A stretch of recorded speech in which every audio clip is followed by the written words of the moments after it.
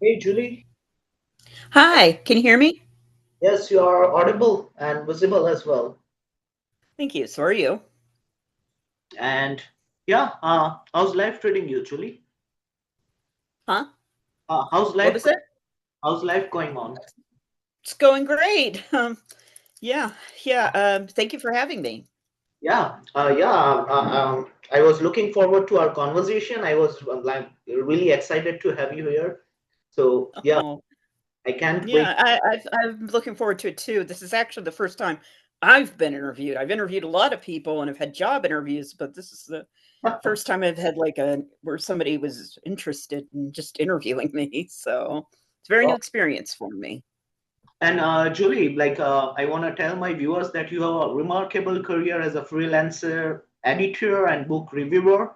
So, could you tell us Hmm. how your journey into writing and literary criticism began? All right. Well, I don't actually remember ever learning how to read. I just knew that when I entered like pre-kindergarten, I was about 3 or 4 years old, that I could read like Baron Steinberg's books, Stain, Mandela Hmm. Effect, and Dr. Seuss books by myself. And by the time I entered elementary school, I could read chapter books. In first grade, I was reading on a third grade level. Wow. So it's just been such a huge part of my life. Even throughout like my history, like sometimes I'll remember like certain books that I read at a certain place. My father was in the military, U.S. Air Force, so we moved around, and I was kind of bullied and lonely, and there was some issues at home too. So books became kind of an escape, a friend, um, sort of a soothing solace in a difficult childhood. Um, and like I said, some of my strongest memories are books I was interested at a certain time period or different uh like I remember certain milestones, like the first chapter book I ever read, the first adult book I ever read, and certain things like that. So that's always been a huge part. And the writing came about at the same time. I wrote a lot of mystery stories, fantasies when I was a kid, fan fiction before I even knew what it was. And I started to write book reports in school, and I was actually kind of a geeky kid who liked doing that, especially when like teachers gave us free reign to write them differently, like write a diary entry so we were one of the characters, or write a letter to the author, or do a collage or something. So I think the book reviewing probably came from that, I would imagine. Wow. So you must been have like been a studious person back in your school Yeah, days. yeah, it was. Well, great in English, not so much in math. I was remedial in Yeah, math. same here. Same here. Nice, great. Wow. And Julie, I want to know, as you talked about Dr. Seuss, I guess. Uh, it's quite popular, but I have never read the books of that firsthand. So, what kind of books are those of Dr. Seuss? Children's books, Hmm. picture books. Uh, no, they're not chapters, but like Cat in the Hat, Green Eggs Oh, and Ham. Yeah, very basic books on a first grade, kindergarten reading level. A lot of pictures, a lot of like wordplay, stuff like that. Yeah. Sometimes they were could get a little mature if you really listen to it, like the Lorax is about environmentalism, and the Butter Battle book was written during the Cold War, but they were fun, goofy little stories, told in rhyme with weird characters and stuff. So yeah, definitely quite a read. wow, fascinating. And I'm sure it must have been changed, uh, from childhood to as of now. What was the transition in terms of your taste in books? Like, did it change, or I want to Oh know? yeah, I mean, I it's like there would be different time periods where I would get interested in certain things, like like I read a lot of mysteries in elementary school because I got interested in Nancy Drew and Encyclopedia Brown. Those were some of the first series that I really liked. So, you know, it was kind of like Scooby Doo almost, that kind of era, you know. Um, uh, when I was in high school and into college, I got really interested in science fiction and fantasy. It's still one of my favorite genres that I love to read. We'll get into that a little bit later. Um, and historical fiction. So there would be like periods where I would read certain types of genres and certain types of books, and they would kind of add to my interests later. So that some of those genres are still some of my favorites today. And you know, kind of give me a little bit of an inspiration for what I would Mm, later read in my blog. makes sense. Yeah, I was about to come to that point that you run a blog called Jury Sarah Potter, a bookworms reviews, and Yeah. I guess yeah, that's how like what was the inspiration behind that? Okay. Well, I had been in college. I had at the University of Missouri St. Louis, where I was an English major. I was trying to study to be a journalist, and I found I liked the writing, but I really didn't have the stomach for news writing. This was in the early 2000s, around 9/11, so there was a lot of like hard news, depressing stuff going on, and it was really difficult emotionally for me.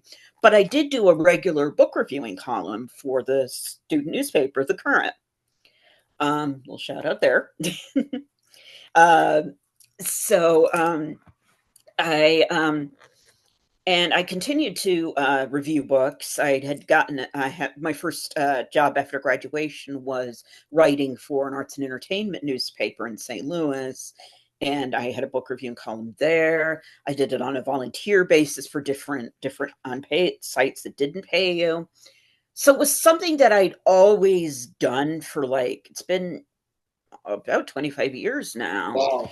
So yeah, yeah. And when I went to grad school, I decided thought about becoming a librarian in Indiana University. I got my master's there, and it was a career I probably would have done well in, but there wasn't a lot of opportunity, especially when I moved back here, which is a very small town outside St. Louis, rural Missouri. Not a lot of library jobs open. There's the county, but it's over on the other side, and you know, and the local ones don't hire very often. So I didn't have a lot of opportunity. And during one of the interviews, one the library direct that I had, one of the library directors noticed that I didn't have much of a social media platform. You know, I wasn't on a lot of the sites and stuff. Mm. So I was like, well, okay, I'll go on those. And I started my blog. I figured, well, I did this kind of off and on. Might as well, you know, do this consistently. And within like a couple of years of doing it, I finally got some regular clients, and I've been doing it ever since 8 years now. Yeah, so it's been great. Wow. So, like when you say clients, like the writers, do they approach you and tell you that you have to give a review of it? Is that how it works? Oh, some of them do. Yeah, yeah. Some authors do. Mostly, I usually work through like book PR companies, which promote certain books. I have a list of them, different ones that I've worked for. Some of them are paid, some of them are unpaid, some of them they pay you only in tips. But there are different types of ones that have hired me. Uh, and they found me. Some of them found me, and some of them I found, like through different lists of writing book reviews. So I was able to get a kind of a clientele basically by searching for it. I also went on different freelance writing sites like Upwork, Yeah. where like whenever I saw like an offer for a review, I would put myself out for it. And sometimes, like I said, they would find me. They'd see my resume like on Upwork, or by now they see my blog and will contact me, email me saying, "Hey, I want you to read this book for me." So, and a lot of it's word of mouth. A lot of it was trying to go out there first and having them find me. And sometimes it was a matter of just going like on Facebook and seeing an ad or somebody promoting their book, and then I DM them and say, "Hey, I would like to review that if you don't mind." And then we would have an exchange back and forth. Makes sense. Wow. And one personal question, like in terms of writers, like there was a time where people were bonkers about books like, Harry Potter and Lord of the Rings. So do you think in today's era there can be another J.K. Rowling? Oh, absolutely. Absolutely. I think the important thing is to don't be J.K. Rowling, be yourself, be Yeah. the writer that you are. And it honestly, I have found that it doesn't matter if you have a similar idea. Like, I have reviewed a lot of books about magic boarding schools by now. Uh, Very recently, in fact, I did one. And as long as you do something to make that story different, like you different characters. I mean, maybe you start that, because remember, Harry Potter didn't start out very dark. I mean, it was Yeah. slightly dark, but it got darker as it went along. Like, say if you start out with being dark right away, that makes it very different. Or you know a, a good example I read recently where they gave the bully character more depth, and he was Oh, actually ended up being my favorite character because he wasn't just the generic Draco Malfoy bully type character. He was somebody who actually had a backstory, and there was a reason why he did it, and he actually showed sympathy to the main character. So I think as long as you don't go beat for beat with the exact same story, you do something different. I mean, how many epic fantasies are there that are very similar to Lord of the Rings? I was in college when a lot of them were, when it was starting to become big. Actually, my sister and I always tell this story, is we were there when Game of Thrones was first published. I wow. mean, yeah, yeah, it was the first. She belonged to a fantasy book club, and that was one of the first books that she got.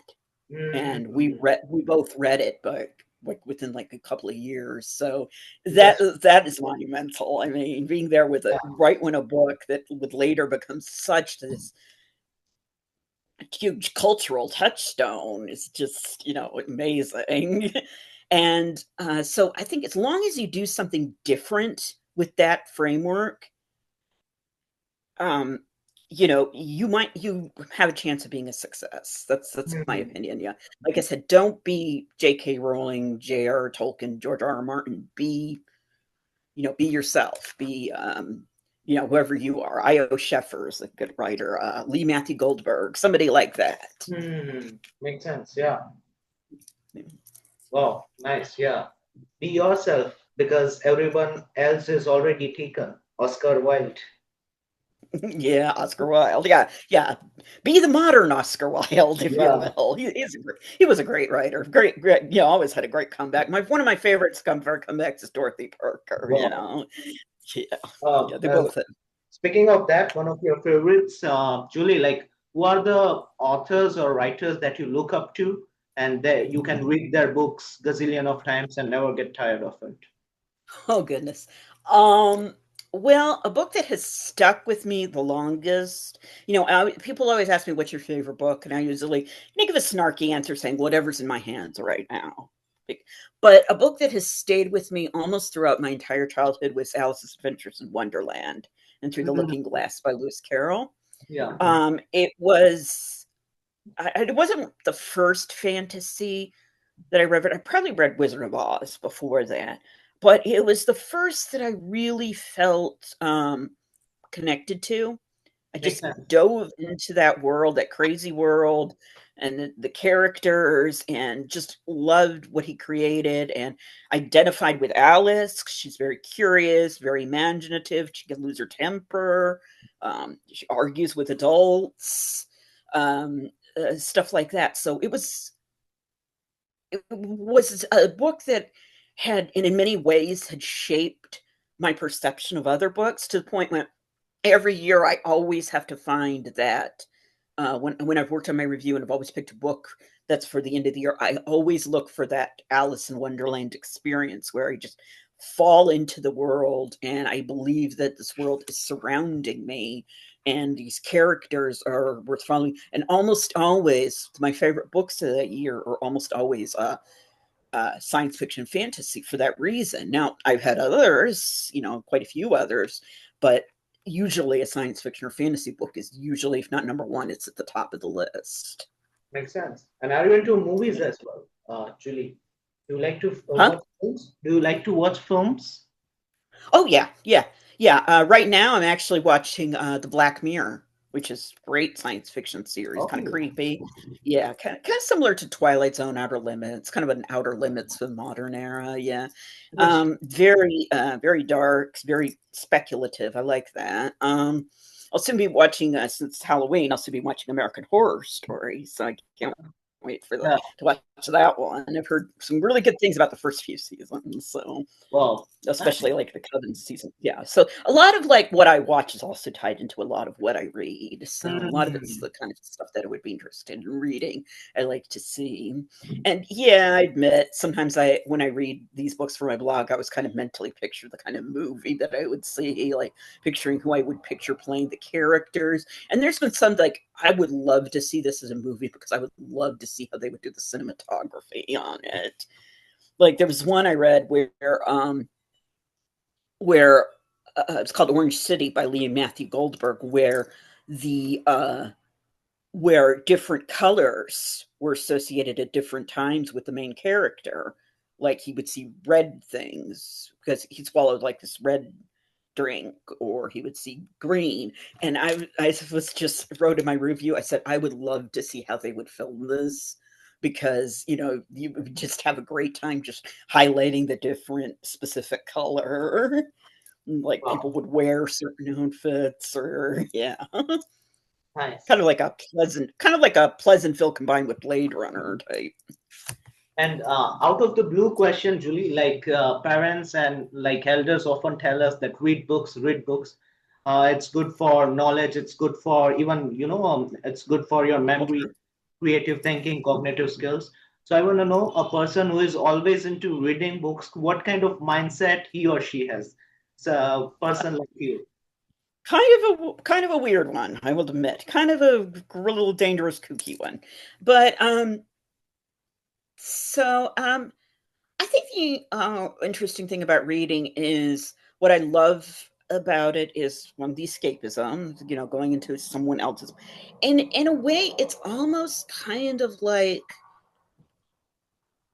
almost like psychology combined with acting in a way, because you are actually seeing the world through someone else's eyes and someone else's perspective, and sometimes those eyes can be very terrifying. Like I've reviewed quite a few number of psychological thrillers told from the point of view of the criminal, and even last year one of them was actually a favorite of mine that I did. And as I even mentioned in the review, I said, this is a pretty disturbing perspective, So, but it also shows the writer's talent in getting into that mindset of somebody that, is so terrifying and so deplorable, and making them not necessarily rooting for or likable, but saying, okay, this is what happened to him. This is why he does it. This is how he thinks, because it's not going to be normal. It's not laudable. It's not something to be commended or admired. But this is how these people think. So there's it's kind of that kind. I almost kind of like you're almost like a psychic, like you're going into Hmm. somebody's perspective. It's pretty fascinating, especially with some of the authors who really get into those dark corners and stuff. Wow. Yeah, yeah. So yeah. I must say that the way you talk about books, that I can genuinely see that you are, head over heels when it comes to books. And some of the things, I'm not able to fathom it because it's not my field. But uh, 25 years in reviewing books, surrounding yourself with books, I can not even think about it. So Yeah. Well, thank wow. you. Yeah. It's very difficult. I have to read a lot of books at once, for one thing. Mhm. Yeah, like I just finished like yesterday reading 9 books, and this week Oh I'm gonna have to wow. start reading another 9 at once. So I just read chapters of each one, and that can get kind of confusing, especially if they have like. And there was actually 2 books that I was reading this past week, that were very similar in content and very similar in plot. And I was thinking to myself, I cannot remember which one had, this moment, which one had this theory. So that's kind of difficult, but it also I also look at it as a challenge so that I can remember what it's about and which characters did what, and what the plot was, what the setting was. Oftentimes when I'm having trouble sleeping, I will think to myself something. I will say one word that triggers the memory of whatever happened. Wow. Yeah, yeah. And so, yeah, it's a lot of multiple reading. It's something I've done since I was in college because I was an English major. I had to read a lot of books. Mhm. And of course, as I mentioned before, I worked for the college newspaper, so I had to read a lot of books there. And I always made myself read something for fun. Says if I didn't do that, I would never be able to. So it became to this point where it's become a regular habit for me. I really cannot read one book at a time anymore. Interesting. And here I am struggling to read one book. Oh wow. Yeah. Well, the important thing is everybody has their own individual reading time. Don't Yeah. compare yourself to anybody. Just, if all you have is time to read for 15 minutes, read 15 minutes. Yeah. Yes. Reading to your kids is considered reading. Audible is considered reading. I mean, remember there was oral storytelling before they had the Mhm. written words. Yeah. So uh, and between this whole Kindle versus paper books thing, whatever you choose to read, it's your time, and have some fun with it. Drink something, have your cat with you. My cat is sitting there uh, upset that I'm ignoring her. Um, Nice. And so for the young viewers, Julie, like who are as passionate as you are about books and yeah, about books, I guess. So when it comes to that, is it a good choice for the career wise? Like, eh, are people able to make ends meet by reviewing books? I would love to say, um, I think it's a good career if you're interested in it. They don't, unfortunately, you don't get a lot of money for it, but you do get, at least not at first, but then you start building an audience. So I think the important thing is to be patient with it. I mean, you probably won't get a lot of money your first year. I mean, maybe you would, if you get noticed to one of the paid review sites right away. My experience was a little bit different, but everybody's is. So, but I think as long as you keep going at it and look for different opportunities, there are all kinds of opportunities. There's an article that I have in the description of different like sites that will pay reviewers. So, and I do like quite a few of them. So, if one doesn't pay me, this one will. And sometimes it's just a matter of they don't pay you, but you still get your name out. And it's something that you can promote and something that you can use. And so I would say it's probably not a career that you're going to expect a lot of money right away. But it is one that if you're patient and you build on it, it will give you uh, a tremendous amount of recognition and fame, and eventually, yeah, you could live off of it. I'm starting to, and this is my 9th year, but Wow. Yeah. But yeah, it's worthwhile. If you're a person who loves to read, loves to work independently, loves to write, I would recommend you do it because and if I'm only one book reviewer. I can only review so many books. There are plenty of books out there that just need at least one reviewer to say this book is great. Makes sense. And do you think AI would be a hindrance in the future in your field? Ooh, yeah, that is the question. That is the question everybody's been haunted with AI. Yeah. Uh, I have yet had the pleasure of reading anything that I could say was AI content. I mean, a couple of ones I thought maybe they were, but then realized, after looking at them, I realized that they weren't, or at least they were very well written AI, which, is kind of a completely other subject. But I think, in my opinion, I really don't think that books by authors are ever going to go away. Hmm. I was in college when the issue between hard books and ebooks Yeah. was an issue, and I adjusted. I actually read more ebooks now than I do hard books. I still have my hard books. Oh, I but I read ebooks for my job because of the convenience, and I think and also be on social media too. I yeah. think a lot of it is trying to adjust to the changes, but still keeping interest in the old. And I think that there's still going to be a place for books written by authors, for human authors, because well, one, so far AI can't really replicate that kind of writing talent yet. Yet, I say yet. But and two, the more you get involved into a digitized world, the more that people kind of want to back away from it too. Yeah. That's So true. there was still be kind of that, okay, I'm done. I'm on social media. I'm done. I'm going to read now. I'm on my social platforms. Done. So there will still be that desire for escapism.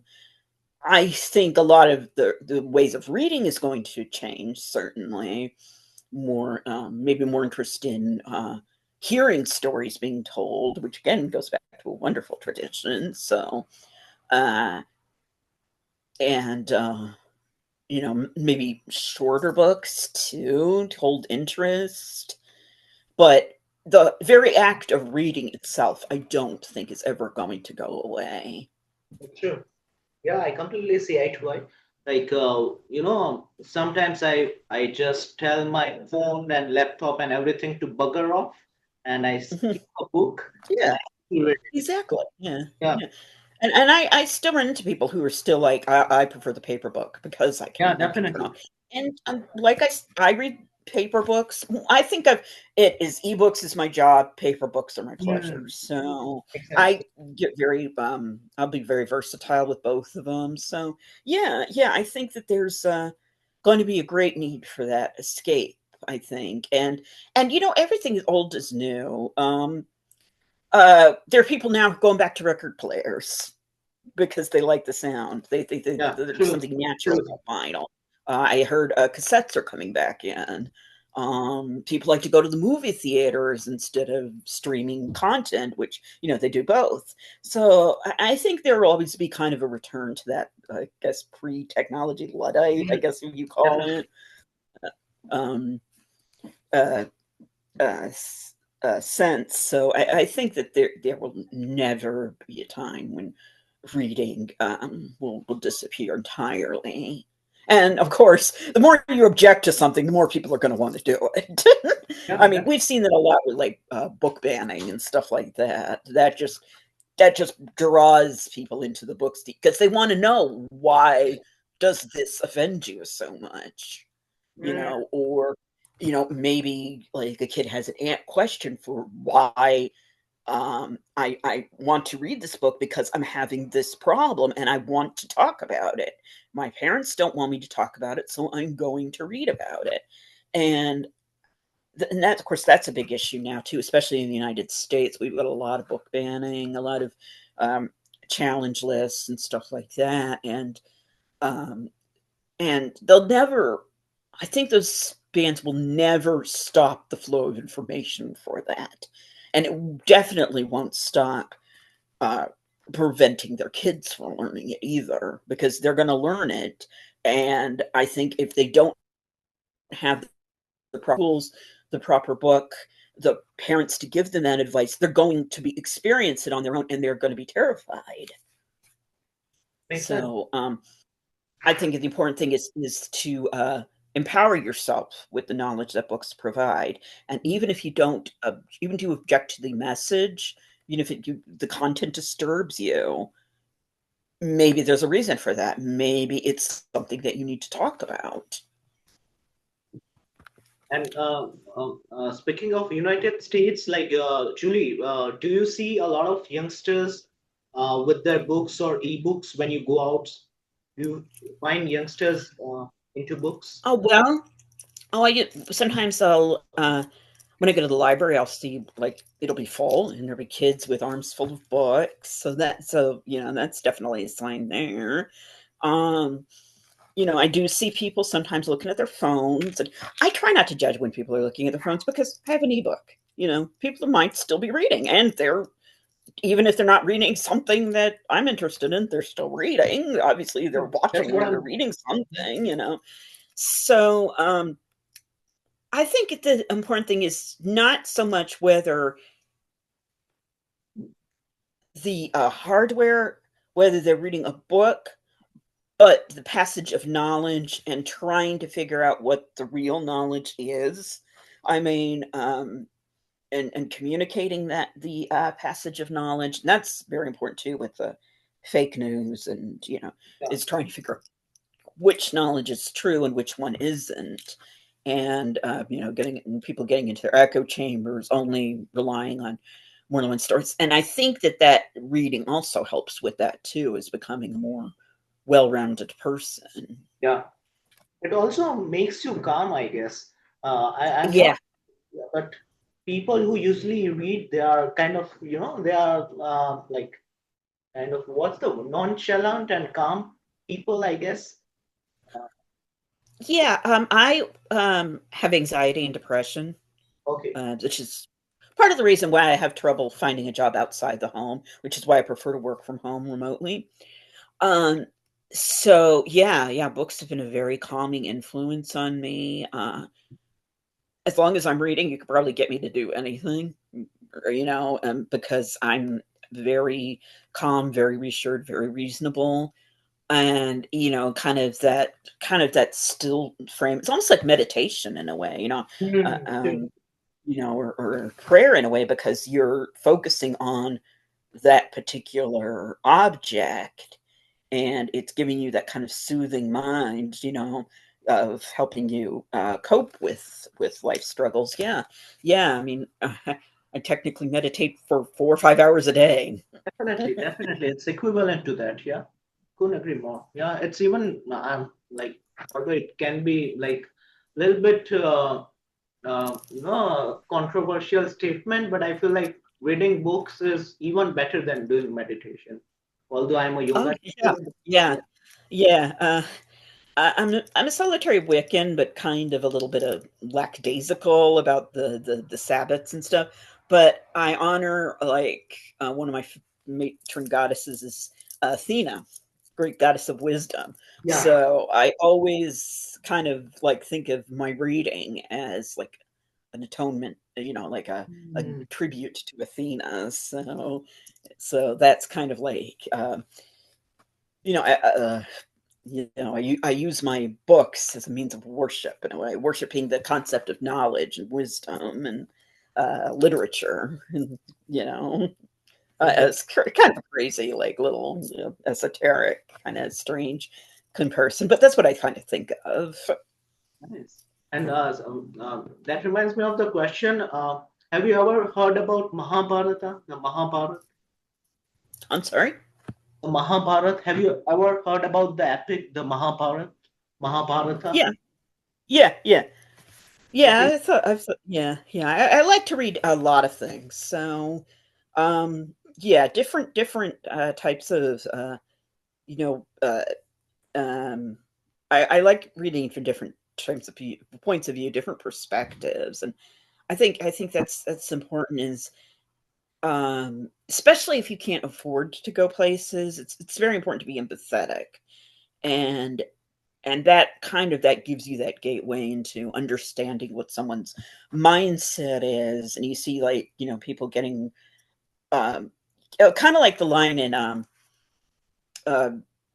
you know, Beauty and the Beast, we don't like what we don't understand, but reading gives you that chance to understand, at Definitely. least understand and see that, how those, how somebody goes through that perspective. To me, it's no coincidence that dictators try very, very hard to curtail or stop the passage of learning. Yeah. Because if people are reading and they're learning, they're realizing, hey, this isn't right. This is, you're dehumanizing someone. This book says, they believe in this. You're stereotyping. So I think that's it's a very liberating experience. I believe it was Frederick Douglass, who, when he was a slave, he learned, he learned how to read, and I can't remember the exact quote, but he said, like, at least in his mind, even before he was always free, because he Hmm. knew that this system, this institution, was wrong, and of course, became an abolitionist, fighter against it, and all, member, very influential, in the post Civil War era. Yeah, so I think that's very important. Is that passage of knowledge too? Sense.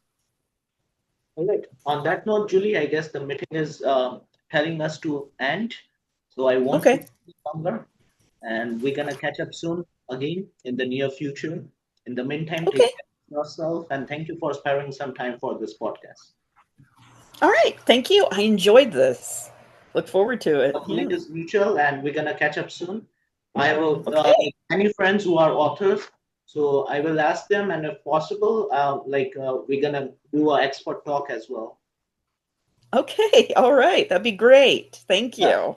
Take care, I enjoy Julie. talking to you. Thank you. Bye.